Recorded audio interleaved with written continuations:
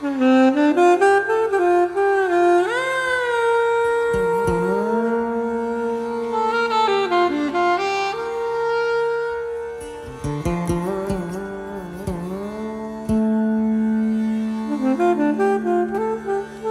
welcome to the second episode of the Collaboration Podcast. My name is Jonathan Kay, and I'm here with my co-host, Marco Masi.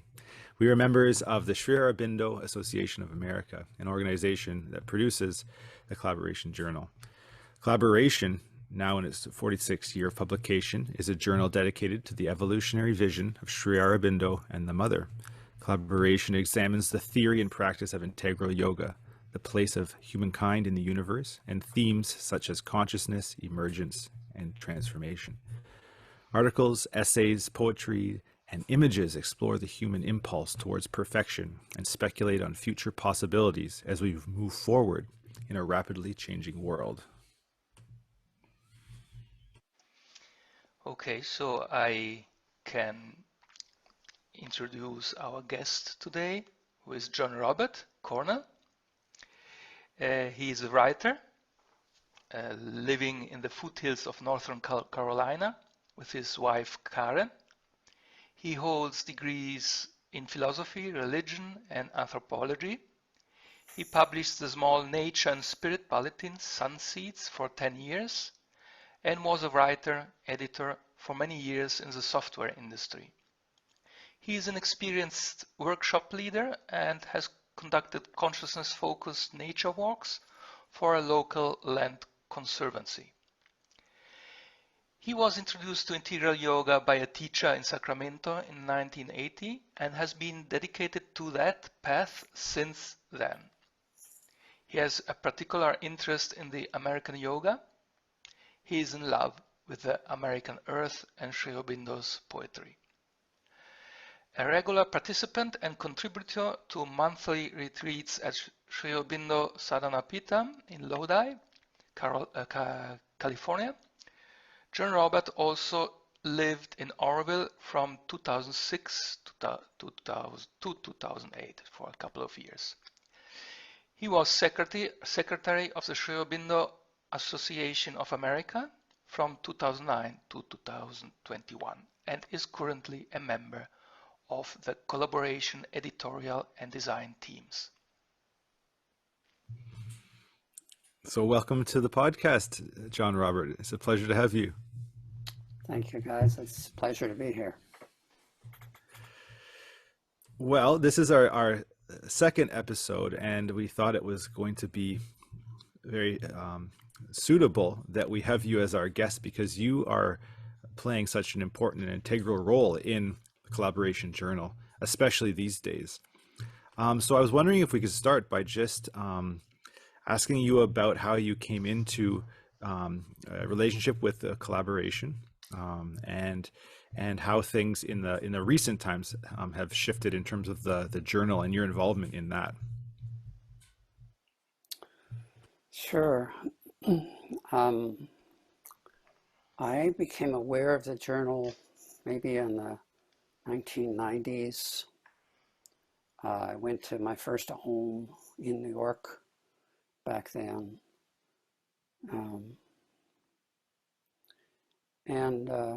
At the time, I was also writing this other publication that Marco mentioned called Sunseeds. And so I followed the journal, the collaboration, and made a few contributions to it. But then in 2009, I joined the Sri Aurobindo Association board, and the SAA Sri Aurobindo Association is the publisher of Collaboration. And at the time, Larry Seidlitz was the editor, and he was in complete charge of it. He was living in India at the time. And during those first years in SAA, the members of the board, the members of the board at that time when I joined were Linda Lester, Kalpana Patel, Chandras Patel, and Vishnu.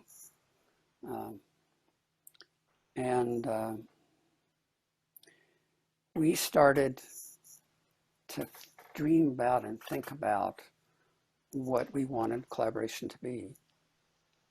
The way I got into the Sri Aurobindo Association was Kalpana, who was the treasurer at the time, lured me into the association by saying that we would create an Om. SAA would institute an Om on the American yoga. And that was something that I was really interested in and continue to be interested in. It's maybe something we could talk about during this time if we want to. So what is the American yoga? And then over the years in my association with the Sri Aurobindo Association, we began dreaming what we wanted it to be. We did a lot of brainstorming. We had conferences with Larry, our editor, and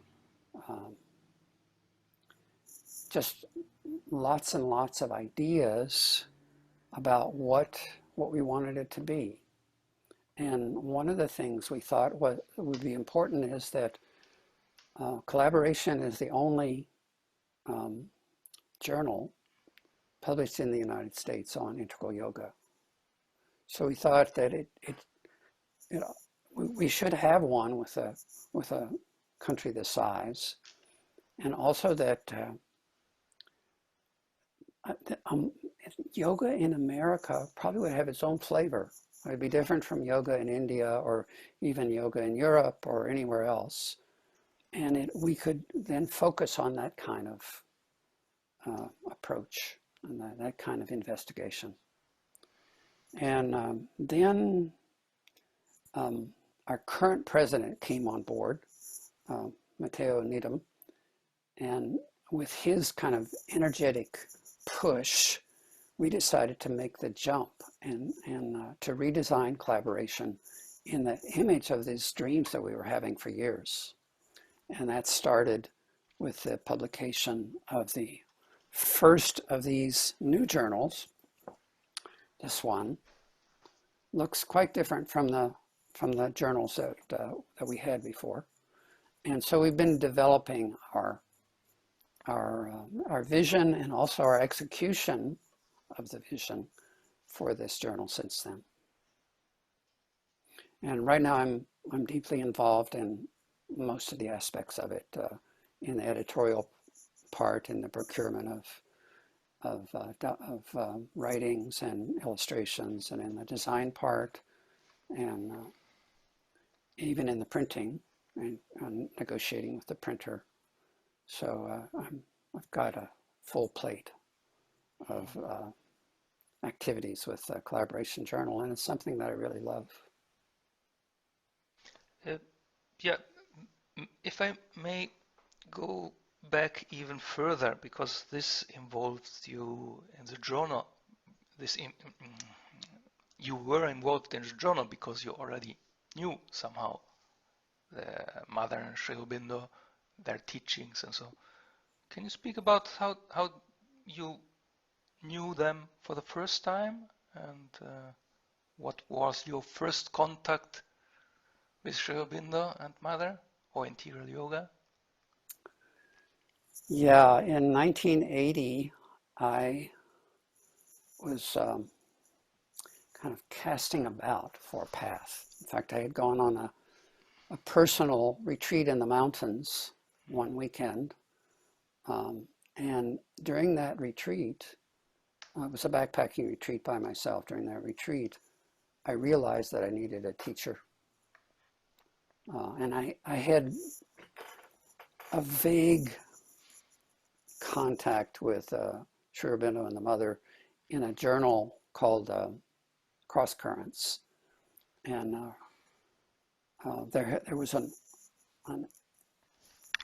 copy of that journal in 1973 that was completely dedicated to Sri Aurobindo and the mother. Cross Currents is an ecumenical Catholic journal. Cool. And it was dedicated to, so that was, in fact, I still have a copy of that journal from 1973. That was the first time I'd ever heard of them.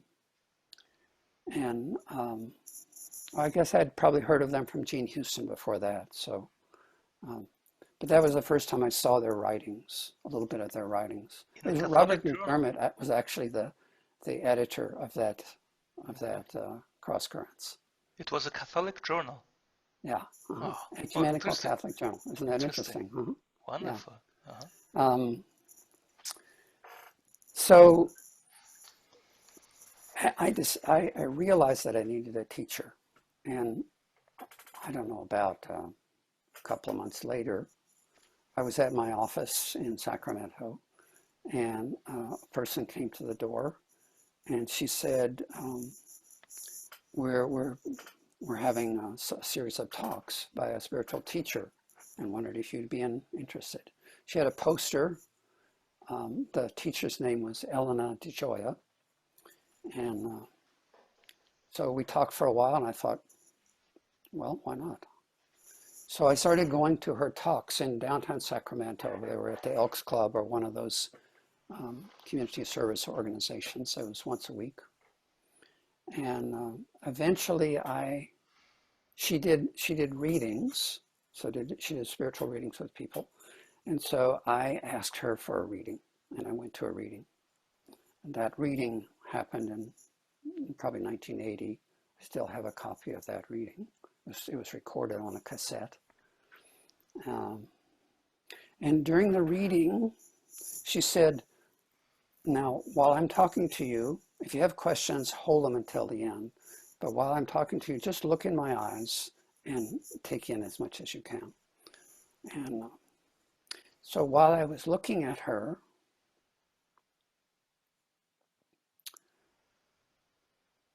her face disappeared, and another face appeared.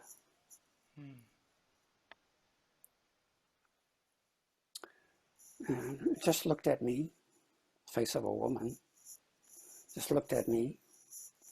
And eventually Elena's face came back as she finished the reading. And when I was leaving the room where she gave her reading, I was walking along the hall with one of her assistants, and there was a picture on the wall of a man with white hair and a beard and a woman together. And I said, "Who is that?" And the assistant said, "Oh, that's Sri Aurobindo and the mother." And I realized that that woman is the one that I had seen. And so that was my first inner contact.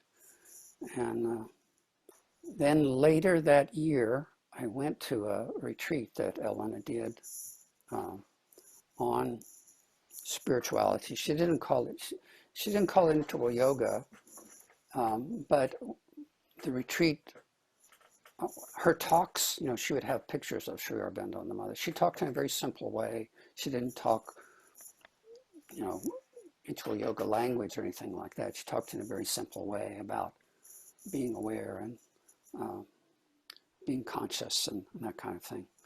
And also at this retreat, which was out in the country, there were pictures of Sri Aurobindo and the mother there. And so there was a 17-day retreat in which it was a chakra retreat. So we went through the different chakras and through the different exercises that Elena had designed for bringing about a heightened consciousness. And so that 17 days was really a turning point in my life. Interesting. And then Sri Aurobindo. And then I followed her for 5 years. And in that first retreat, she had us keep journals, and pretty extensive journals, and she would comment on them. We'd hand them in to her at night, and she would comment on them. And at one point I said, in the journal, I said, so what I get is that I'm to be a follower of Sri Aurobindo and the mother, and not a follower of you. And she commented on it, correct.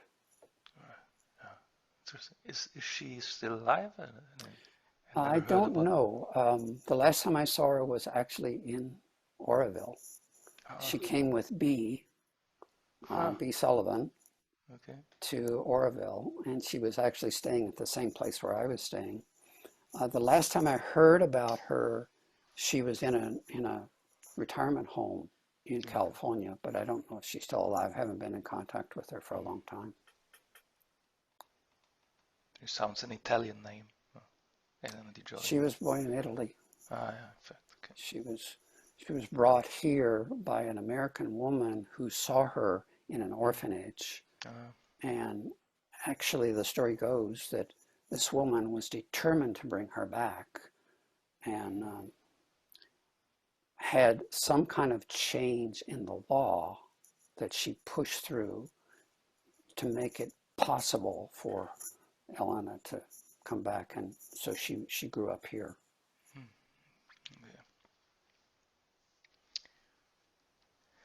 Yeah, interesting story. As all the stories related to the first impact and the first impact and the meeting of with Sri Aurobindo Mother. Every story is very different, but always extremely interesting, I find. So, as I understand it, and something that I didn't know so far, is that you are also very passionate with poetry. I mean, I know that you are all very passionate with Savitri, but that you write also poetry, and it seems to be a sort of sadhana for you, or would be that an exaggeration? Yeah, I wouldn't say that writing poetry is sadhana for me, but Sri Aurobindo's poetry is sadhana for me. Both his sonnets and Savitri. But I have written some poetry, and during certain kind of bright periods of my life, I've written poetry, and I think probably a lot of my writing has a somewhat of a poetic flavor, even if it's not specifically in the form of a poem. Like some of those things that you mentioned, like the Grand Canyon of Yoga, has a sort of poetic flavor to it. And somebody said to me, well, is that a poem? And I said, I don't know. I just wrote it. Yeah, That's what came. I thought it was a poem, and then I began initially it seemed so, and then it transitions, and then it comes back to the poetical vein. Yeah.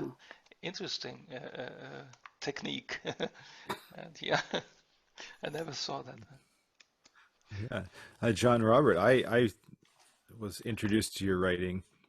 I knew I had seen in the archives that you wrote some articles, and I haven't read them yet, but I was introduced through a poem called Blessings, which was in the last episode of Collaboration. I was wondering if you could read that for us.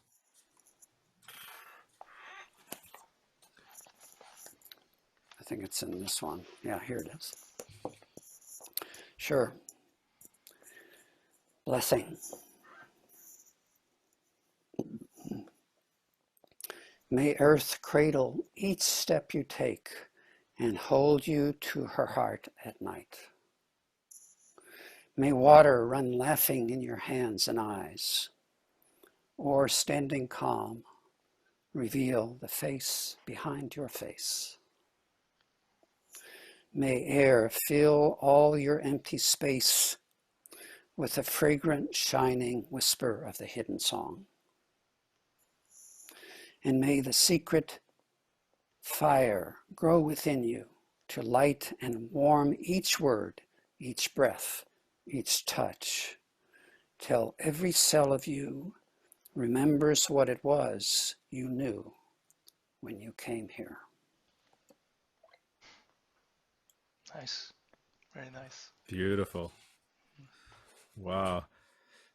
Yeah, a lot of images and images that can be kind of related back to, like I was hearing relations to the Upanishads, even face behind your face.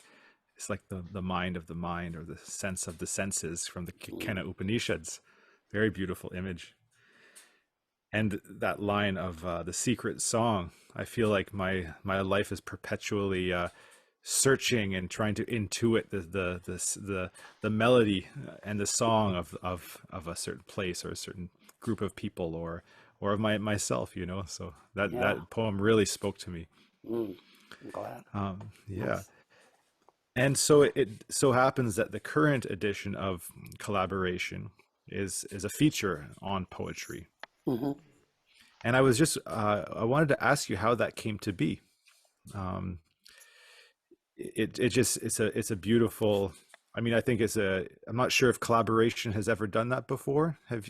In the past, has there been features on poetry? And yeah, just speak a little bit about how that came to be. And I think it's a really beautiful edition of Collaboration, because it really just kind of honed in on one aspect that is, you know, is really an important part of understanding ourselves and understanding yoga too, is the being of language, and how we can sort of find community and express things, like the expression behind the expression, maybe through language, you know. But maybe just speak a little to that, the current edition.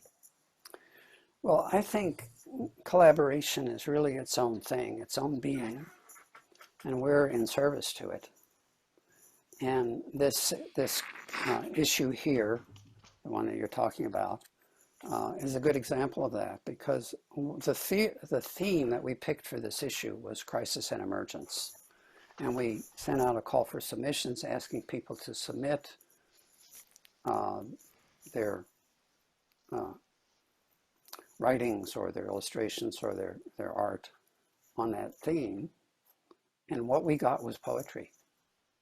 So we didn't plan an issue on poetry, but Collaboration evidently did plan an issue on poetry, because that's what the whole issue turned into. And that's how it happened. We realized, as we were getting closer and closer to publication, that what we had for this issue was poetry. And so we asked Devashish to contribute something on Sri Aurobindo's poetry, and we found some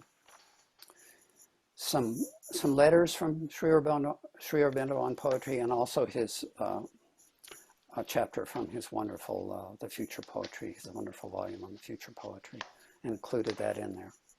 So Collaboration, or the guidance behind Collaboration, wanted to have that. And I thought our designer did a lovely job on this. Thought the way the poems are illustrated was beautiful. Mm-hmm. Yeah, absolutely. I have one more question, just following up what you said. Collaboration the journal is its own thing. And I was wondering if you could just kind of elaborate what you mean by that. I mean, I joined the SAA board, I guess a while ago now, like maybe 8 months ago or 7-8 months ago. And so I feel like I've started this process of working and doing collective yoga with you in this board, and as well as I guess at this point we have 4 others, and I feel that that's really has been an important part of working together, is kind of really trying to feel in and intuit that collective space as its own thing. And so in terms of the journal, I guess maybe just describe a little bit differently, or what that feels like to be involved in that kind of process. And I know it's hard to put into words, but maybe just to help some of the listeners understand a little bit more about the kind of the psychic nature, the intuitive nature of working with projects like this. Yeah, intuitive, that's a good word for it, Jonathan. One of my favorite examples of it is, maybe it's more secular, but still I think it's something that's probably accessible to a lot of people, and that is playing music or singing together. And when I was in college, I was in a number of trios with playing and singing. A lot of it was folk music. And when we would practice, say in a trio, there'd be 3 voices. And the practice was trying to get us closer and closer to being not 3 voices. And sometimes we'd have the experience of there wasn't three voices, there was one voice, even though three people were singing. And I was singing and I could not hear my own voice as a separate thing. It was just one voice. So I think part of the work in collective yoga is becoming one in some kind of inner or higher sense. And collaboration is, I mean, you can say it's an idea, it's a mental thing, but it does seem to have its own life and its own direction and its own guidance. And those of us who work on it, we see that happen regularly. And I think it's not so unusual for artists to experience that too, where an artist will be playing music or writing or doing painting and something comes through. And the person says, wow, where did that come from? So for a little bit, the ego doesn't claim it. The ego recognizes that there's something else that comes through. And I think great art is that kind of art where the ego part, the grasping part, the one that wants to shape things in its own image, steps aside or opens up, and the force that's behind the creativity of the world comes through in its own way that's proper for that circumstance. And it's a wonderful experience for the people that are the instruments of that process. And I think that's why artists often do art, because of that sense of being in the flow and having something greater than themselves come through. And I think collaboration has that as collaboration as an entity has that aspiration, because it's the word. It's also the image. So those two flavors of existence and of communication are not finished. We haven't found the end of that. We haven't exhausted it. We've probably only begun to find what the word and what the image can do. And if you read Savitri, you'll see many times when Sri Aurobindo will specifically say in a line or two that sometimes a single word can change everything. And so the aspiration, and I think those of us working on collaboration feel that aspiration is to allow those larger words that are appropriate for our time and situation to come through. And to me, that is a wonderful project to be involved in. I feel privileged to be involved in it. Yeah, I can relate a lot also to this, to your description of the flow when an inspiration comes, and it comes in a completely unpredictable and from the human logic point of view, totally illogic point of view. And in my case, it happens very frequently while I'm driving and I have no piece of paper or whatever where I can write it down, and then I forget it. So if I say, please, no, wait a moment. But yeah, okay. But okay, this is a little digression. It's not about me that we are talking about here. I was struck by another thing in your bio. Here you say that you published a small nature and spirit bulletin, Sunseeds, for 10 years. Correct. So there are two questions in one. One question, not two questions in one. First, what happened to this Sunseeds bulletin? And the second, if you can tell us something about your connection with nature and spirit, what do you mean by this? And what's your connection between integral yoga and spirit and nature? from perhaps our modern perspective. Okay, I'm glad you asked me an easy question, Marco. Because yeah, we are here all to make easy, to ask good easy questions. Otherwise, it would be too easy. Otherwise. well, I guess for a long time I've had the impulse to express something in words. In fact, I had a spiritual teacher tell me one time that words were my tool in this life. And I worked one time in Phoenix. I worked at a school for the developmentally disabled, and I created a newsletter for the organization.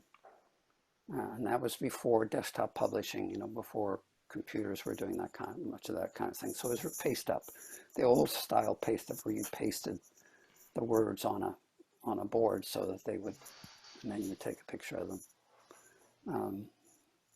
So I've had that impulse for a long time, and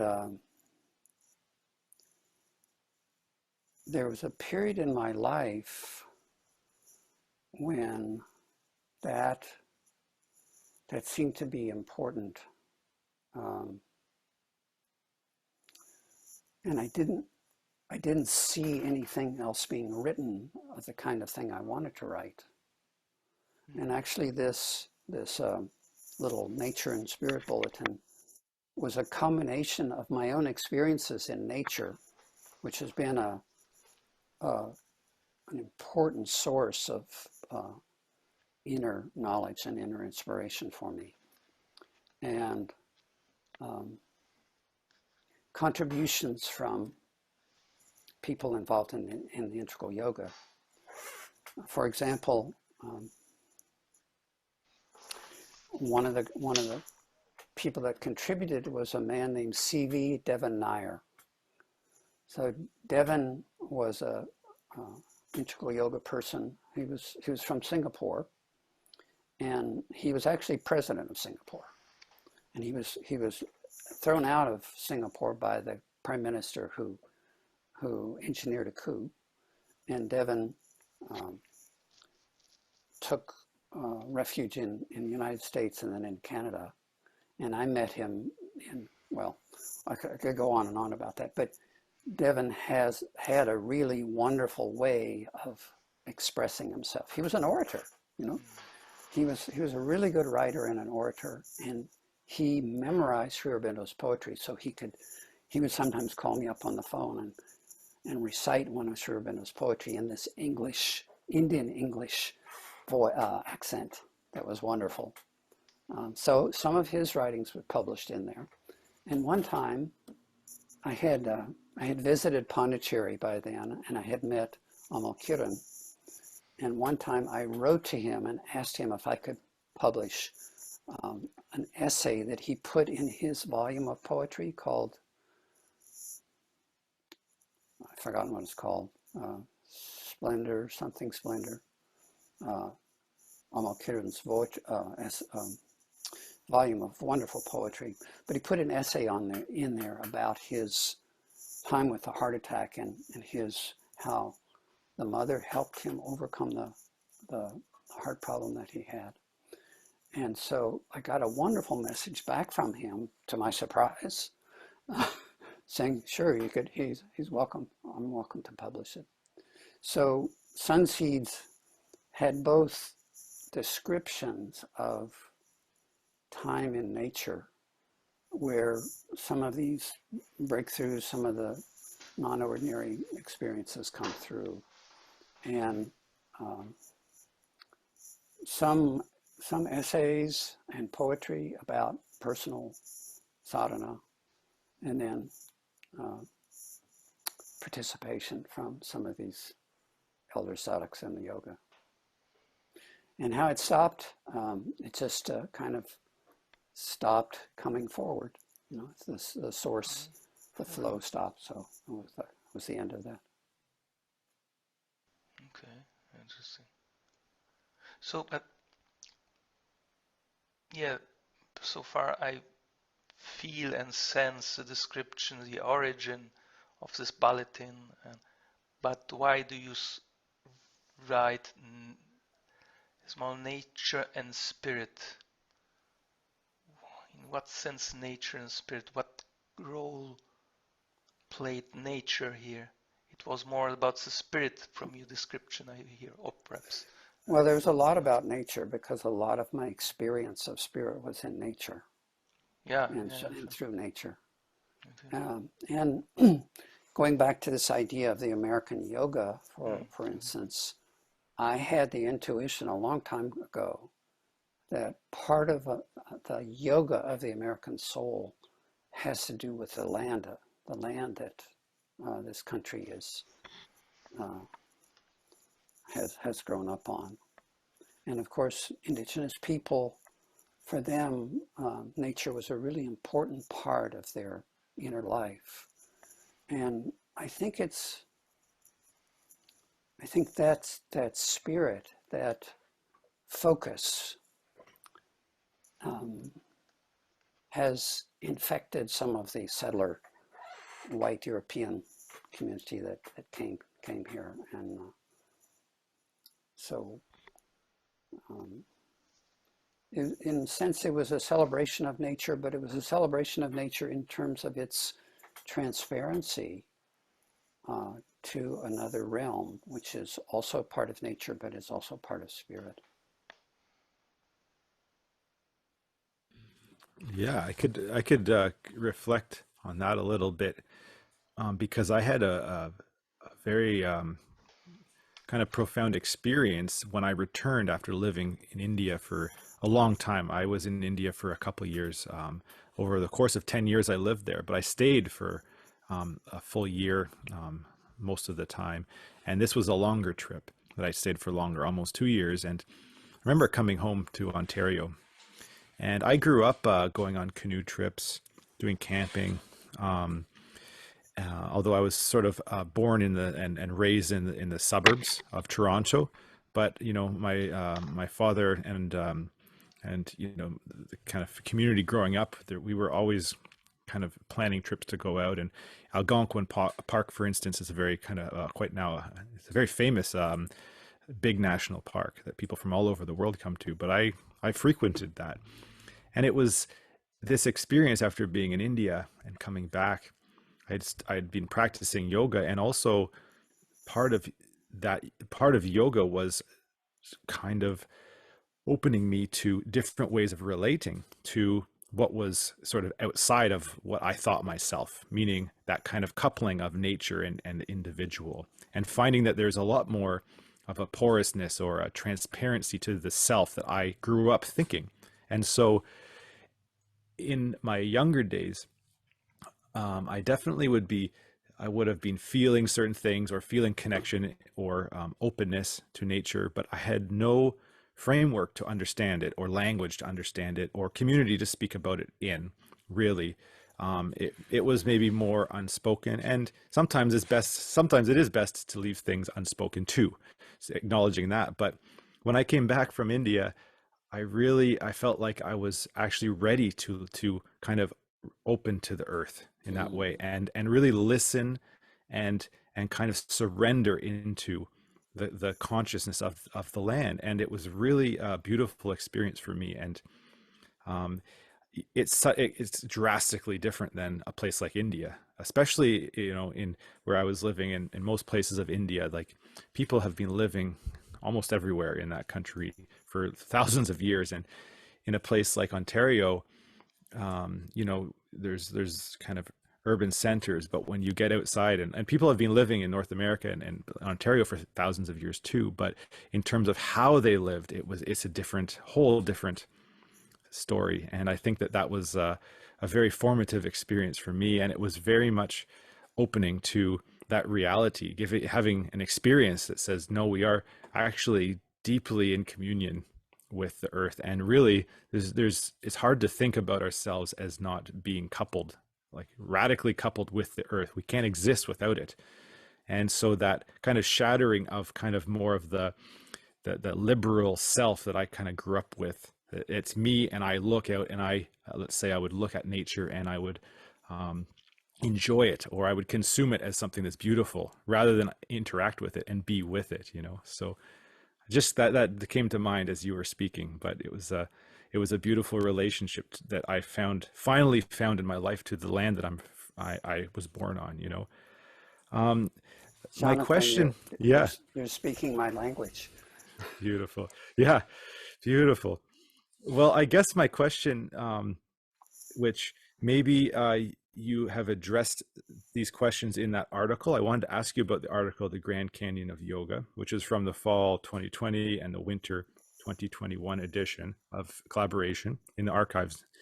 But I just wanted to ask you a little bit about how in your sadhana you have kind of practiced, or if that's not the right word, develop that relationship.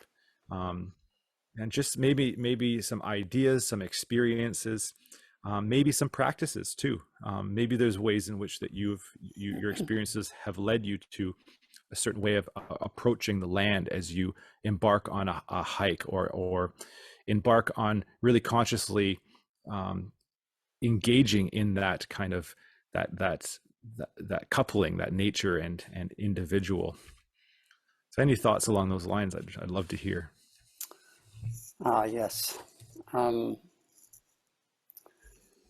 I spent, the first time I went to India, I was there for 2 weeks. Karen and I went together. And when it was time to leave, I really didn't want to leave because I felt like I had found my soul's home. But I had responsibilities here, and so what comforted me was the idea that came to look for sacred places here in America. And so a year or two after we got back, Karen and I embarked on a 2-month sabbatical, traveling around, especially the Southwest, which is the part of the, well, I mean, I've lived in different places in the country, but I love the Southwest.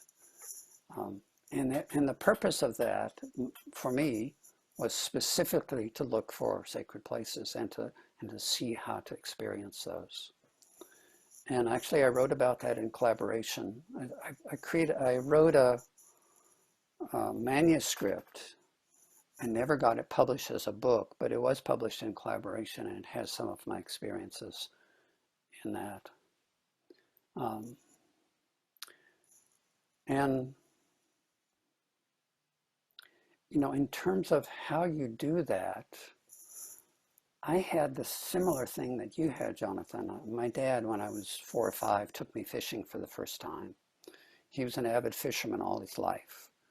And I remember something of that first time, and I was hooked, to use an unintended pun.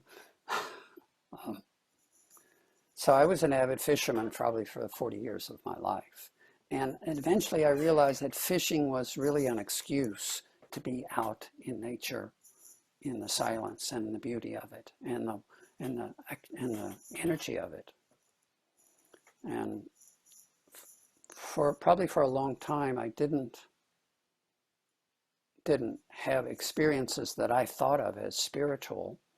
But then I began to get training in inner sensing and trance and altered states of consciousness, starting in probably in my early 30s.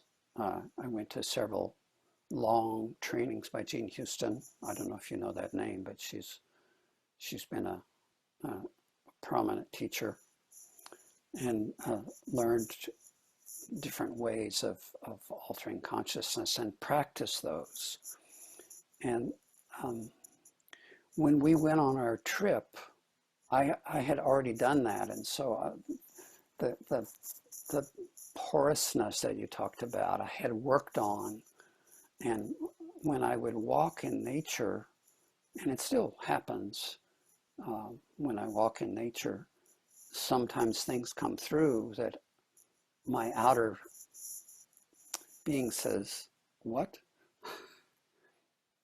And it's a little effort to push what happened out my voice, because it's not kind of acceptable in common conversation in the United States. And I did develop some methods, or I shouldn't say I developed them, but I discovered them just doing them, and and again, something coming through. So I did some walks for this nature conservancy, and one of the things that I used when we would go on a hike out in the woods on a trail is I would ask the people that were going along with me to follow their breath.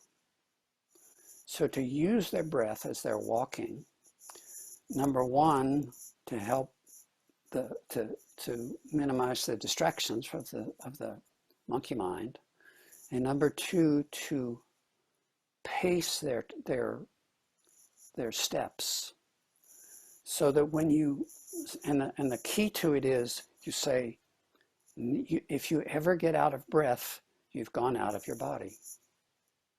You're not present in your body. So the intention is to relate the breath to the earth, to the stride.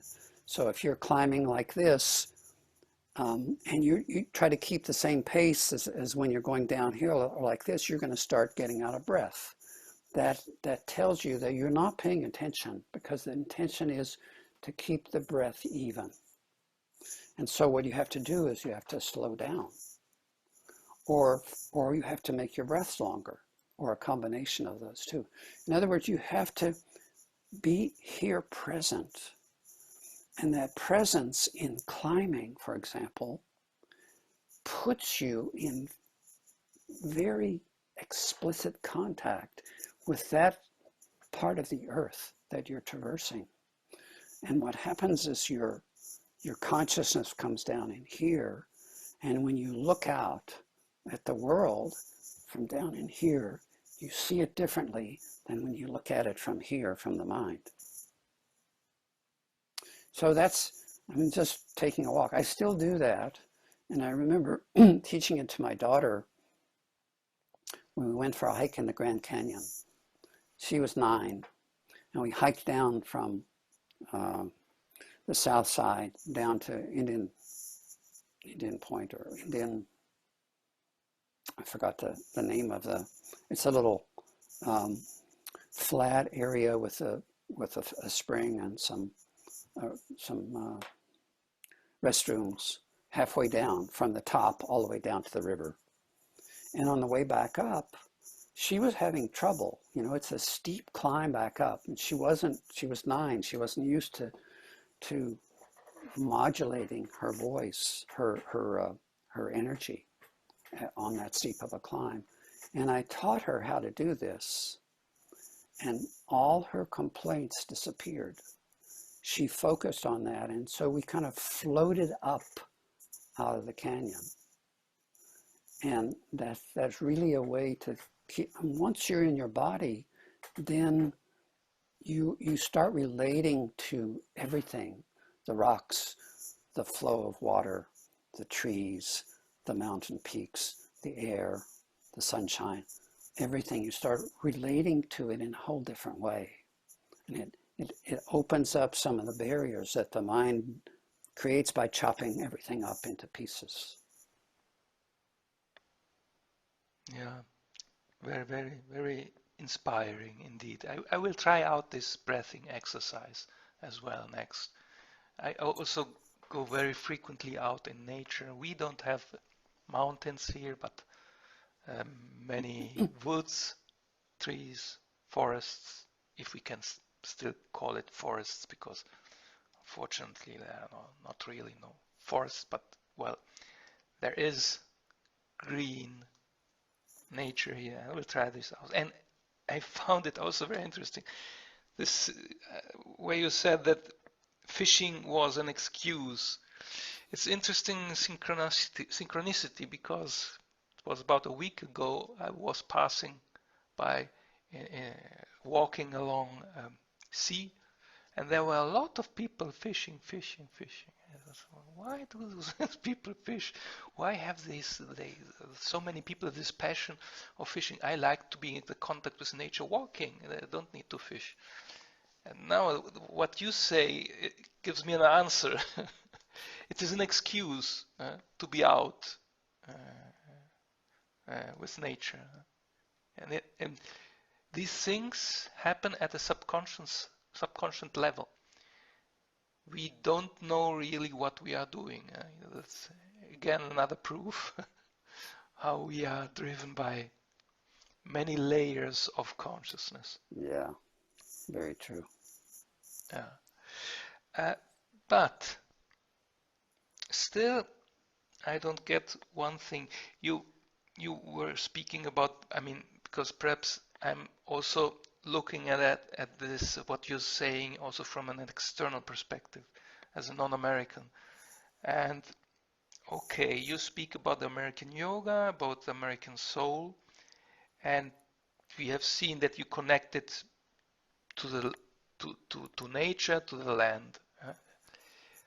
Is this the only connection that you see, or what else is for you the American yoga, American soul, both? What is the distinction?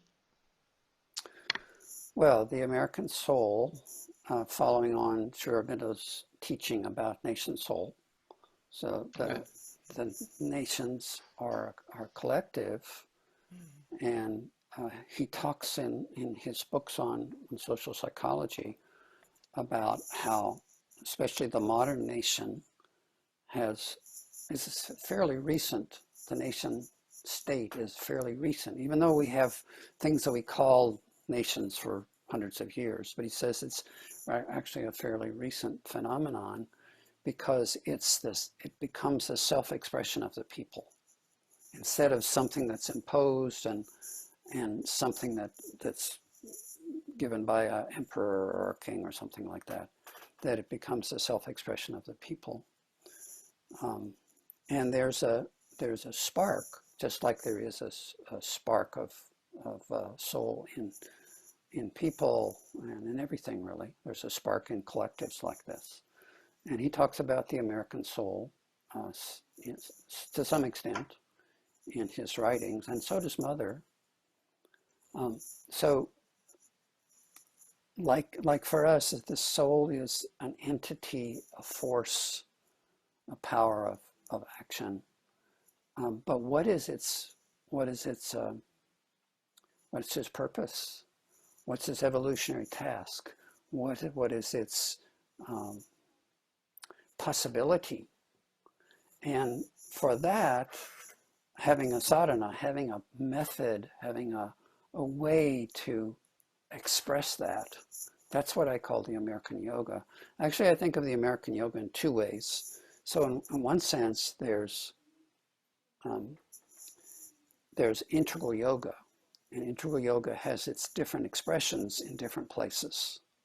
And so one way that I mean when I say American yoga is, what is the flavor of integral yoga in America, in the United States, or in North America, for example? What's the flavor of it? And I think that's really valuable to look at, because in my view, each nation has its own flavor, and it's a contribution to the symphony of the whole. So becoming more conscious of what the flavor of this yoga is, enables us to express it more fully. So that's one sense of it. The second sense is this other way that we were talking about a minute ago, where the American soul, which is a divine entity, a divine spark, like everything has that. It has its own sadhana. It has its own set of practices. It has its own intentionality. It has its own destiny. And to reach that, it's going to be using certain methods. And that's not precisely the same as integral yoga, Although I think there's a relationship. I think the relationship is interesting to look at, but it's how is the soul of the United States or Germany or Canada or India or any place, how is it already in process of achieving its destiny? What are its shadows and what are the things that are its strengths? What do its citizens need to work on? Or what are they already expressing in really good ways, and how could it be more integral? Does that answer your question? Almost. Just Almost. quick. So what is for you the task or the destiny of the American soul? I don't know. I mean, these are deep questions. Mother said that the psychic being is the only thing that recognizes another psychic being. So I don't want to do a lot of speculating about that. I mean, you can look at the American experience. In fact, Mother and Sri Aurobindo also did that. They looked at the American experience and wrote about it here and there. And actually, I collected all of the things that they said about it in a piece that I wrote for Collaboration 10 or 12 years ago, called Visionary Eyes on America. But Sri Aurobindo and Mother both saw characteristic qualities of America and Americans, and they're recognizable. And they also talked about the shadow side of the United States. And, in my view, probably everybody knows about the shadow side of the United States. It's hanging out all over the place. But yeah, there's both sides of that. And so, like an individual doing the purification work, there's purification work that a nation needs to do also. As a German, you know that issue. And it's true for all of us, all, as a collective and as individuals.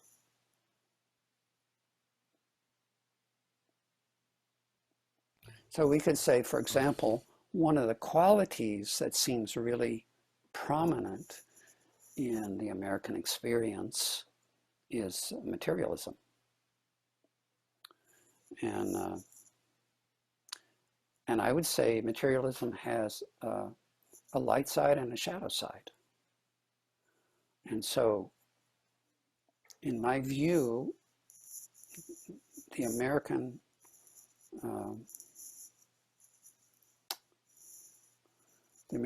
nation, the people, but also the land, it's all together, is working on this project of needing, K-N-E-E-D-I-N-G, needing matter, needing it to bring consciousness into it. And there's a flip side of that, which is the materialism that's denial of everything else.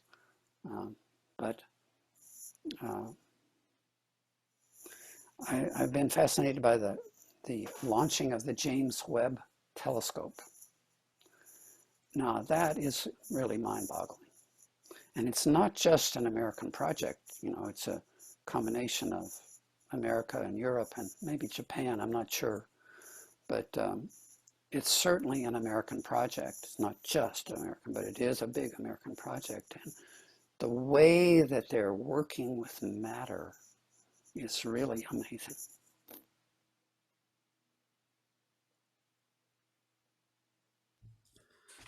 Yeah, I think I'd like to respond a little bit in terms of like what you're saying is bringing up some very clear ideas that I'm working with in my dissertation at California Institute of Integral Studies, which is, I'm using a method that is allowing me to use my life, my musical life. I'm a musician, but to sort of understand better myself and the culture, and I mean the culture I'm from, and also the culture that I've experienced around the world. And so what's coming up for me and how it relates to eco-spirituality, to use that word, or the land, that where I'm from, is that, I grew up here. I learned jazz music.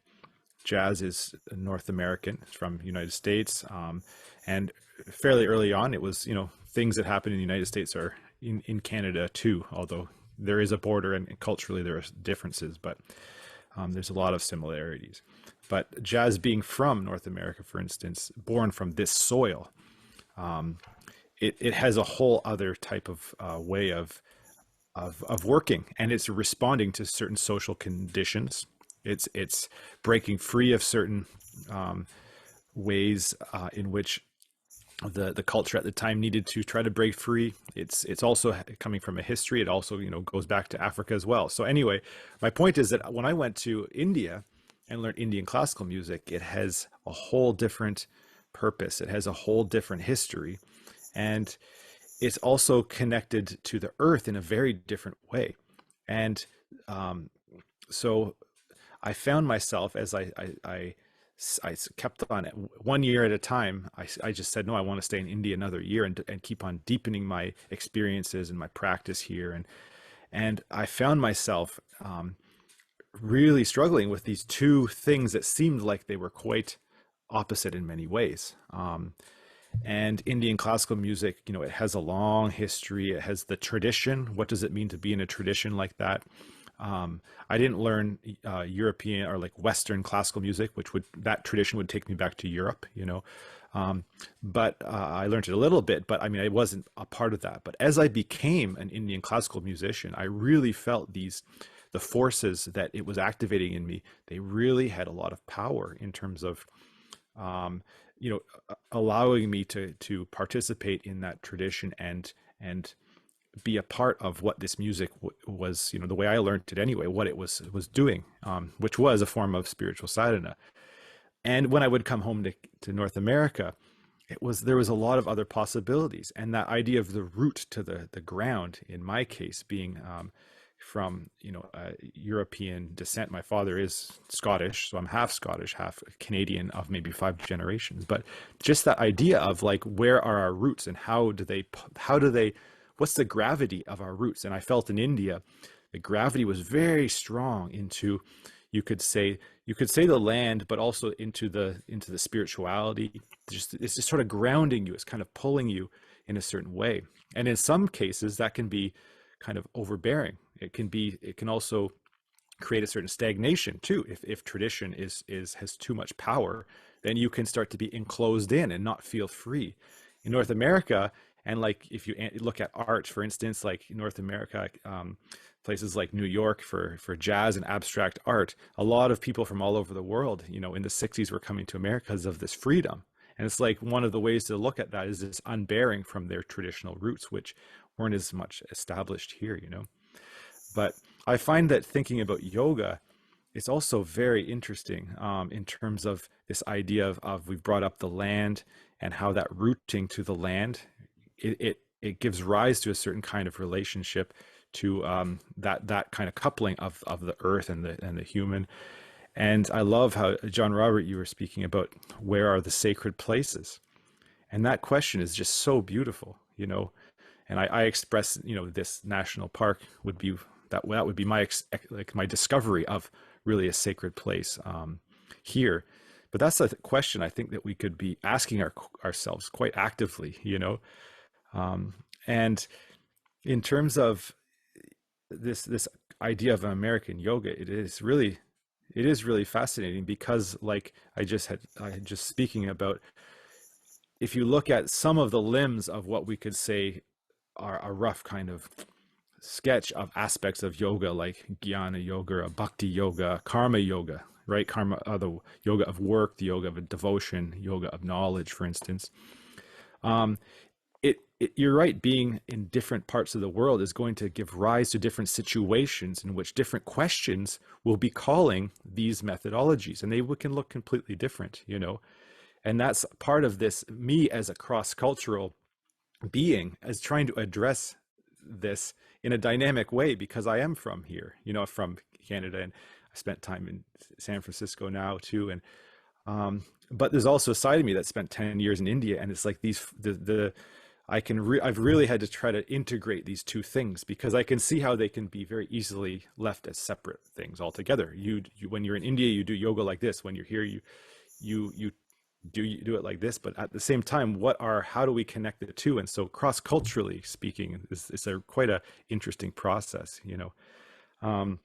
Maybe where I wanted to go with this was ask you about your experience in Auroville, living in Auroville, which would, you know, you really did invest in yourself in going to live in India. And I just wanted to know how that really changed or affected the way you understood yoga, and maybe just in your life, what that integral practice how it has evolved, and what are some of the questions that you feel this cross-cultural engagement has sort of opened to, and how it's changed the way in which your yoga has developed now that you've been back in the United States for a long time.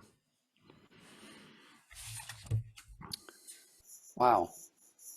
So it's not only Marco that asks hard questions.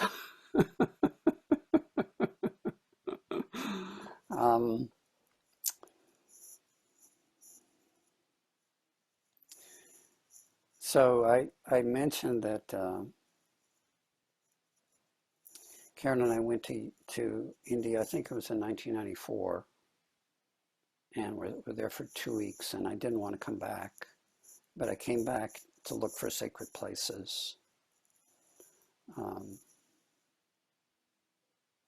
that first trip, we were in Auroville just one day. I think it was Christmas Eve. And we did get to go to Matra Mandir. And it was in the process still of being built. There weren't very many of the gold discs on the outside of it yet, but the inner chamber had been opened just recently. And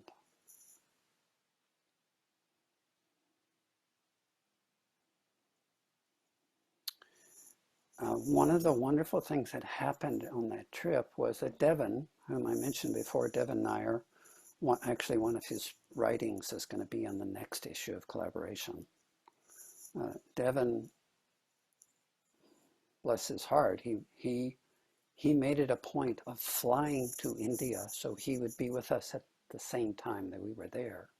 And he's the one that introduced us to, like, Richard and Kailas and Amal Kiran, and even Nirad came in when we were in Amal's room. And so I got in just a short time, a relatively deep dive into the ashram experience and just a little bit of Auroville. And at the same time, I was attracted to Auroville because it seemed like to me that there's a similarity. It's on a different level, but still a similarity between the settling of the United States, or the settling of North America, we could say, and the settling of Auroville, with a lot of people from around the world coming into that space where before there were just basically Tamil villagers. And here, of course, there was a whole many thriving nations when the European settlers first came to North America. And there was a certain sense of pioneering, or the first part of, I don't know if this is going to answer your question. I'm just kind of following a loop that's going on now. The early time in Auroville was survival. It was all about survival, because there was nothing there. There was desert there, with a few really highly impoverished villages around. When Mother picked that place, and when people started coming there to Auroville, and although North America was not an impoverished place at all, it was full of bounty. When Europeans came, a lot of it they didn't see. they didn't see this as boundary, as abundance. They saw it as wilderness and as a obstacle. And so there's this kind of pioneering thing. And for some reason, so I'm just kind of speculating that that's part of it. I was drawn back to Auroville. And so I went back to Oroville several times. And each time I would go to India, my time in the ashram would be a little shorter, and my time in Oroville would be longer, until I wound up going there for 2 years. And I went there because on that first trip to India, an American woman who was a friend of mine, who was in the ashram, said on the day that we were leaving, she said, if you come to India for 2 years, it would really solidify your yoga. And then she shook her head and she said, I don't know why I said that. So it's kind of one of these things that, like we were talking about before, something comes through and the person says, what? But I took that to heart. And so I had it in the back of my mind to come back and spend 2 years in India. And so that's how I wound up going back to India. And it worked out really well with Karen. Karen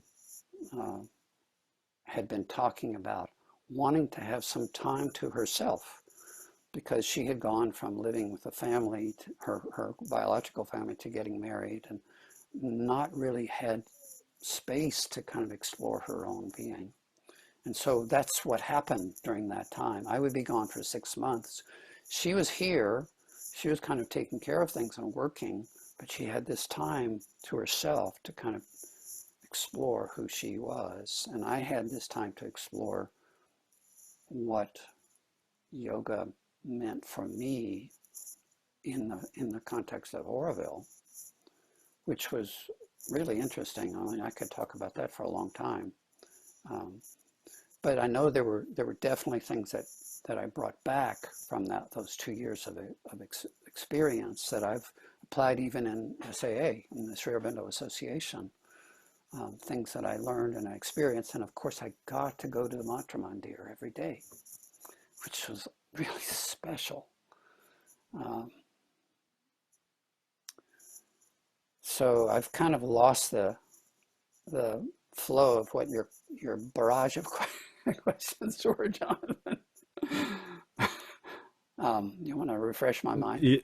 Yeah, no, I mean, thank you for that was really helpful. I mean, I think I asked just sort of a field, a territory. I threw a field out, and you're just responding right within it. And I guess it does relate to that. There are certain things that, going to India, for instance, we both have that experience, solidifies it. For me, it did solidify something in a very important way. But then when coming back to North America, that idea of certain types of things are going to directly correlate. I mean, in terms of, you're going to have things that are going to be consistent, but then there's going to be other elements of the yoga that need to be very fluid and transposable and I guess that was part of this question, because I just think it's an important question, because we can't think American yoga without other types of yoga like Indian yoga, or, it's really a global question. And when you talk about a global, the force of globalization, it's really, these nation states, these souls that are in relationship. And so thinking and trying to bring out the more of the nuances of a cross-cultural or trans-cultural engagement with this, I think is important to me. And I think it's important to the question of, let's say, a North American yoga, if I can use that, being here in Canada.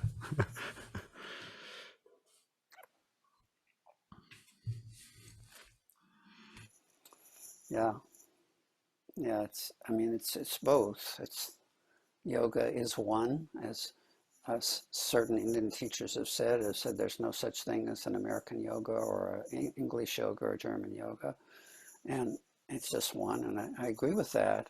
I agree with it that it's just one. And I also agree that it's diverse. I also say that it's diverse. It's a both. And Beautiful.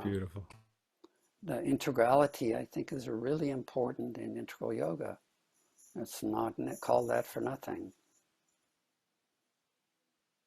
And it's really easy for people who have deep experiences in India to come back here and want to Indianize things.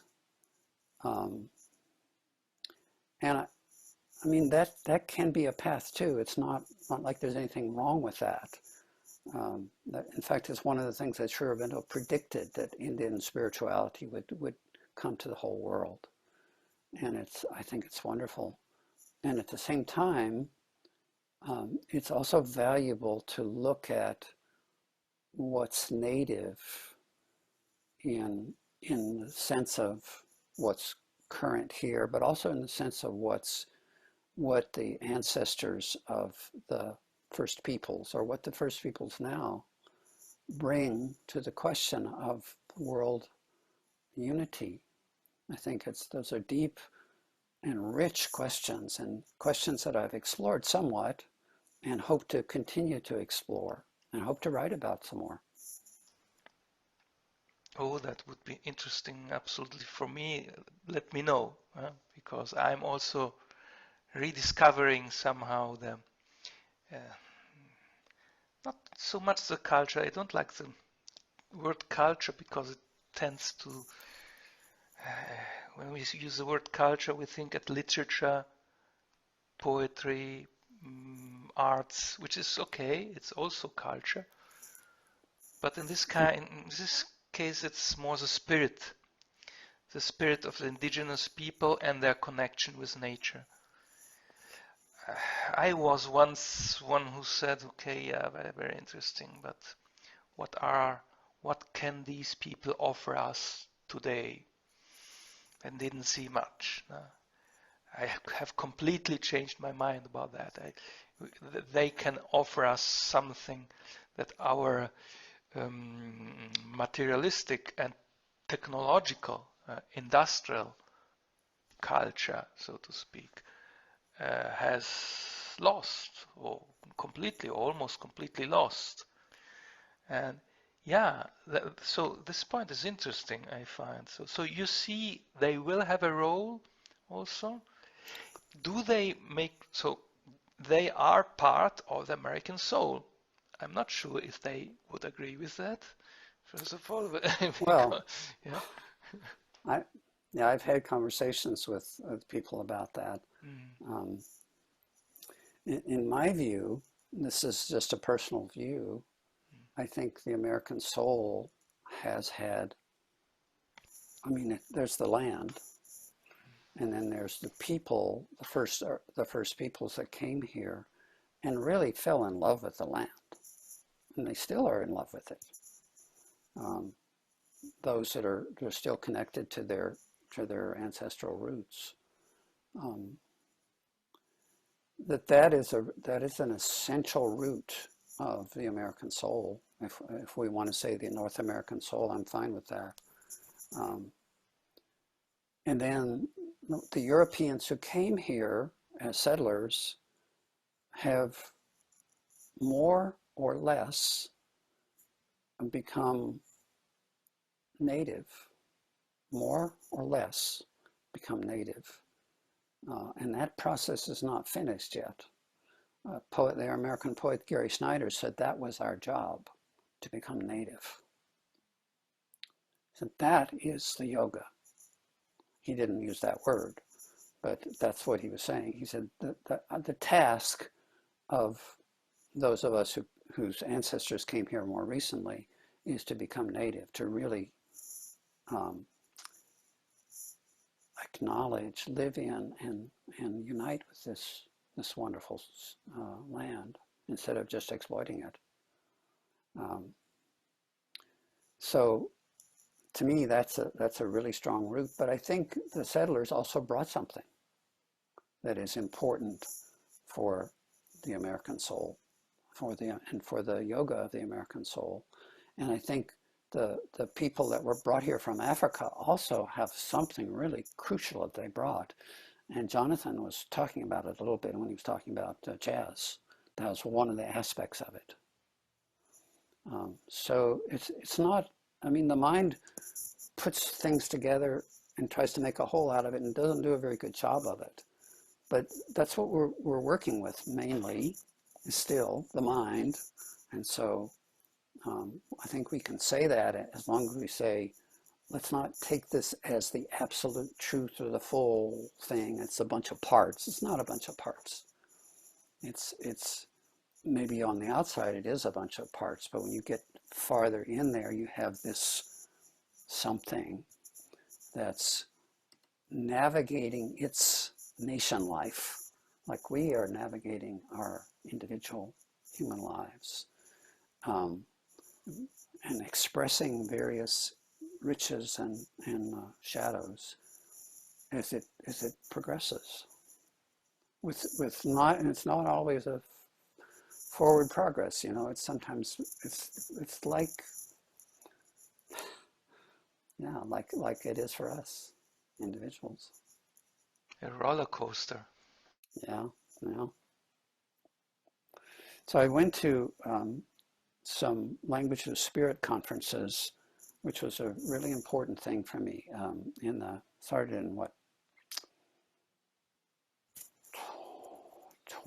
2009 maybe to 2012 or something like that. And they were in Albuquerque, New Mexico, which is a kind of located in Indian country. The Southwest has a lot of native tribes.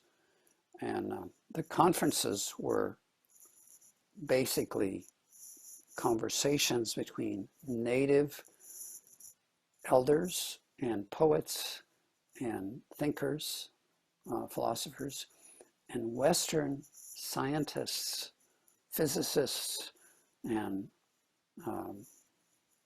educators on an equal basis.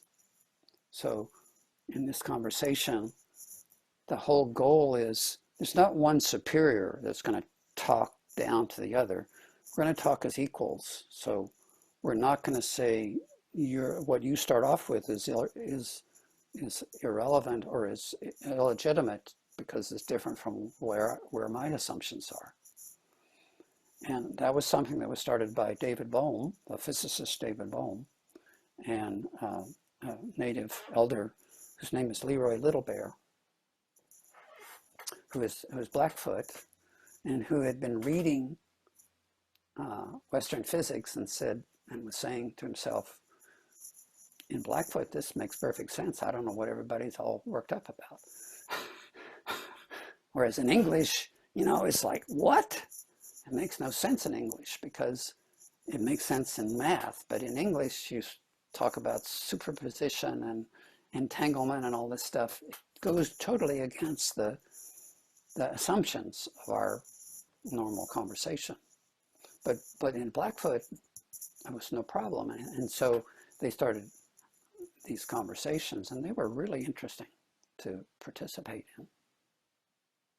So you see all the ways in which indigenous, not all the ways, a bunch of ways in which indigenous people have contributed and are contributing to this nation's life, not just in the past. I remember one time a very educated person from Auroville came to the United States probably 15 years ago, and we went to one of the national parks, Sequoia National Park, and we got into a conversation about this. And she was saying, well, I thought they had been wiped out, or I didn't think there were any of them around anymore. So there's this sense or belief that they're the past, and the only way we can look at them is in the past and see what did they do. That's not true. There are all kinds of rising movements in Indian country to reclaim their voice and the value of what they have to offer. And I think that's an important part of the American yoga. Yeah, in fact, you're just speaking out of my heart, in fact, because this is I didn't have a direct contact with indigenous people in America, but they have to remind us of something that we have lost and that is not old, but might be quite the contrary, a future rediscovery of something that part of humanity has lost the contact. And this was, I had a similar experience also when I went to Auroville in relation to the village people, so-called. And I was looking and saying, yeah, interesting. But by the way, at least in Auroville, they were not mistreated. They have been integrated now in the community. And it came to my here the mental guy. So yeah, again the same question. Nice, interesting, but what is their role? Because you know, as a Westerner, you see that people in a relatively impoverished state. I don't know now actually as it is now. It was 10 years ago. Probably might be several things might have changed.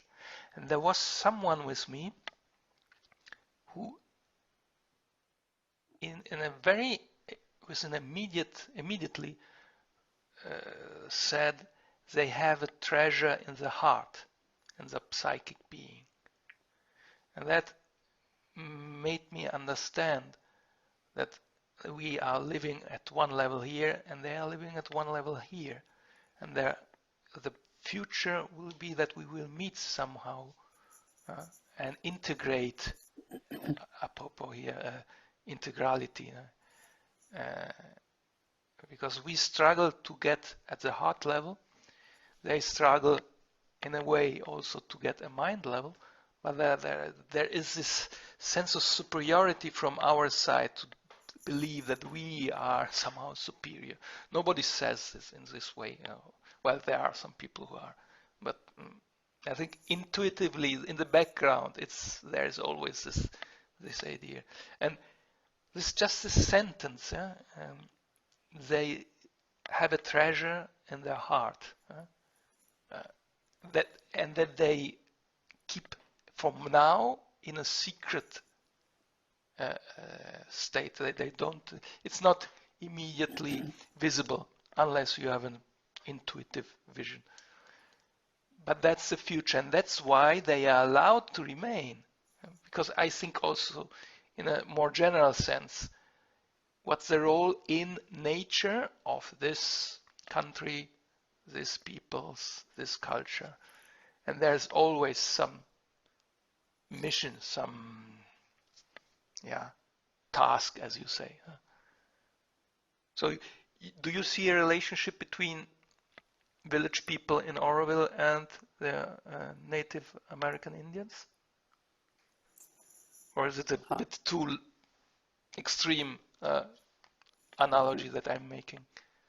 Well, you can make that analogy and see similarities. The thing that came to mind when you were talking was there are indigenous leaders who, well, first of all, indigenous people have had prophecies since the first Europeans came here about the difficulties that they would have with them and about how those difficulties could be overcome. And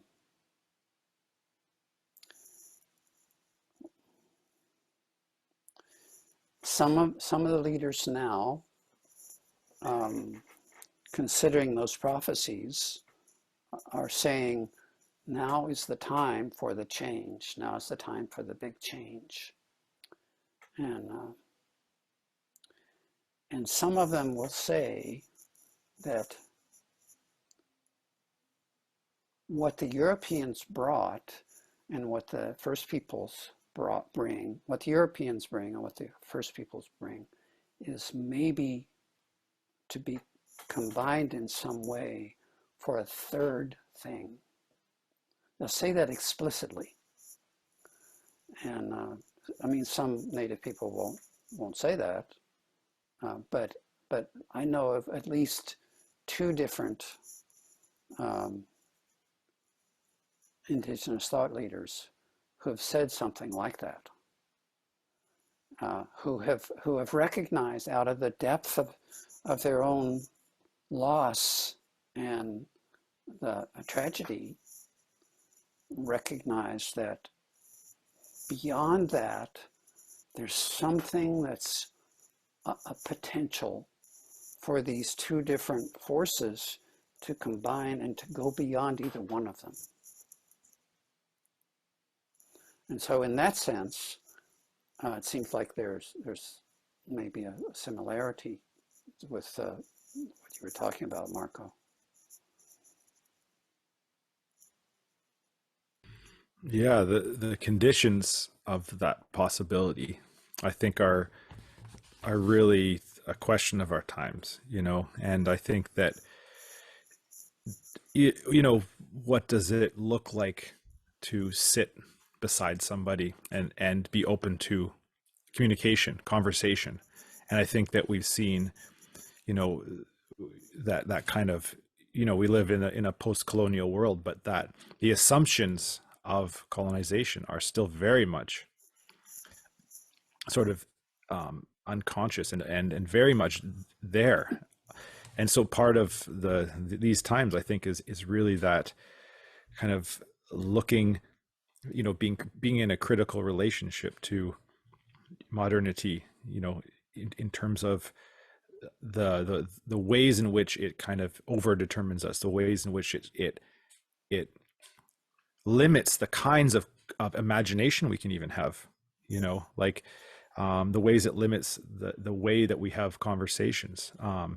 And you were talking about equality, and Marco, you mentioned this idea of superiority is it's not always as easy as that, as saying, well, now we're all equal, so let's do this, like it's like there's still layers and layers and layers of assumptions that are built into images of thought that are fundamental to how we understand ourselves and the other. And so I think that idea of equality is still a radical equality, not just some kind of a mental understanding of that. Is, I think, a question of yoga, absolutely. And if I could use, I've been hearing this throughout the whole conversation, this kind of play between an outer being and an inner being, which is part of the language of integral yoga. It came up earlier, but you were talking about breath, awareness. We were talking about sound, being in nature, that kind of porousness, that idea of kind of allowing that outer being to kind of relax. You can't always break it. Sometimes you need to surrender to it and allow it to become porous. And then all of a sudden, where are you? You're in a different place where you can be in a different kind of relationship, the analytical mind. And the way in which, like you said, it's holding these parts together, you realize, well, there's actually something that's actually holding the parts together. And what is that, And so like that kind of a psychic, and to use a integral yoga language again, but also affective, I think, is a very good way, in my experience, of understanding a space like that. And I think that this is, these are just some of the thoughts about this question, the question of our times. And it's sort of like an engine, and that's what I find in my practice of yoga. There's, constant awareness and a play between back and forth, and I think that's what for me is sort of the experimental aspect, the nature of this yoga, trying to really identify when that outer being and the assumptions that it, and all of the ways in which it tries to become very solid, so you can't see beyond it, or you can't see within whatever direction it is you're seeing, in that sense. But I guess we're sort of at the time where we've spent a great hour and a half together. I just wanted to close maybe with posing a question to both of you, because earlier you mentioned the theme of this collaboration journal was crisis and emergence. And I just thought it would be interesting to sort of talk a little bit about that in terms of our conversation. Because we're talking about, we've talked about the nation state, this inner and outer being, in terms of the nation states are also having a shadow side, and so how do we relate that to the idea of a crisis and emergence? And what I was seeing was these two couple, like, you can't have one without the other in a sense, and not limited to just a binary, but the idea that they can be coupled and understood as an engine. And so something Debashish would say, that's an engine of becoming. There's a state of crisis, and then all of a sudden not all of a sudden, but there would be a yoga of forces in a way. There would be a couplings of forces that would emerge out of that to break the crisis, to break a type of chaos, to bring order. And it also seems like understanding chaos or crisis not necessarily as something that is we want to eliminate forever, something that is just we want to get rid of all crisis and only have order, let's say, is an ideal, but we can't really, that's not really, we are in becoming. There's always going to be types of crises that come up at every stage in the yoga.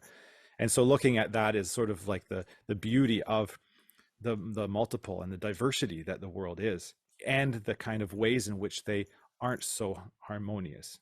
But at the same time, there can be an emergence in which they couple together, not become like each other, but they come into a conscious relationship, and something emerges that would bring us towards the one, like you spoke about, or the unity, that unity in diversity. So I guess that was just like some of the thoughts on my mind about this. But I just wanted to ask you your thoughts on this kind of this engine, and how you see it working in yoga, in the world yoga, if you want, or in your own personal yoga. This idea of crisis and emergence.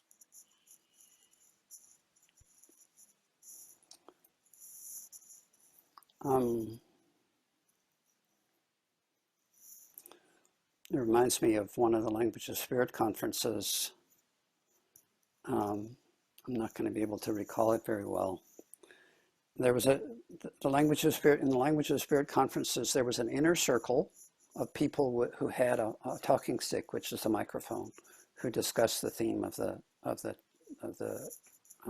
gathering. And there was an outer circle of listeners. And at one point in that conference, they would swap places. And so the people who had been listeners now became the participants and the people. So one of the questions that came up each Language of Spirit conference had a koan that Leroy Little Bear created. And this one was about, so I'm not going to remember the koan, but what I remember is that the question brought up in my mind the origin, or an image of the origin. So when the soul, what happens? Why does the soul leave this unitary transcendent experience of Satchidananda to come into the lower realms of mind, of physical, mental, and vital? I mean, what's the attraction? Why would anyone do that? Why would they do that? And it's something that Sri Aurobindo, of course, addresses in Savitri and in other places. And he calls it the adventure of consciousness and joy. And my conclusion is that God likes drama. And drama is not, I mean, there's a joy in drama, but there's also a specific effect, because drama is caused by putting conflicting forces together. And in the conflict, in this universe that we have, in the conflict is where newness emerges. So the conflict is the crisis, the newness is the emergence. And this happens over and over and over and over and over again. Sometimes the chaos or the crisis overwhelms the emergence for a while. And sometimes the emergence comes forth in its glory, and we have a happily ever after story. But it seems like this lila, this play of these forces are the joy and also the means of this emergence into higher and higher and higher states.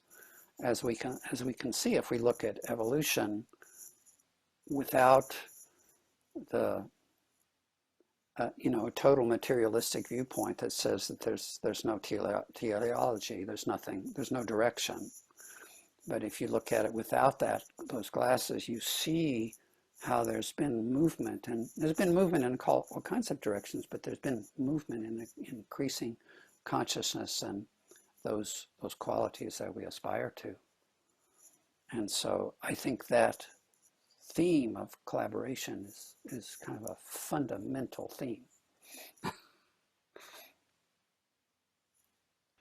I like that you address this, because I just had a long discussion with Don Salmon, you know him, on my Facebook account, because science is now slowly but steadily discovering that this idea of blind Darwinian evolution without directedness, undirected evolution, it does not fit in the formula. It leads to contradictions, and there have been also recent discoveries that are questioning this point of view. And yeah, very interesting. Yeah, okay, so thank you very much, John Robert. I don't know if should we conclude? Yeah, thanks. I think so. If you don't have any further closing remarks, Marco, then we can conclude here. Yeah. Great. Well, thank you, John Robert and Marco. It's been a fantastic, almost couple hours spent together. But I really appreciate spending time with you and engaging in these kind of conversations. Yeah. Very Thank you both. It's been a pleasure for me. I really enjoyed it. Enjoyed your questions and enjoyed the conversation. The time flew by. Thank you, John Robert. Beautiful. Okay. Have a nice day. Bye. Bye-bye.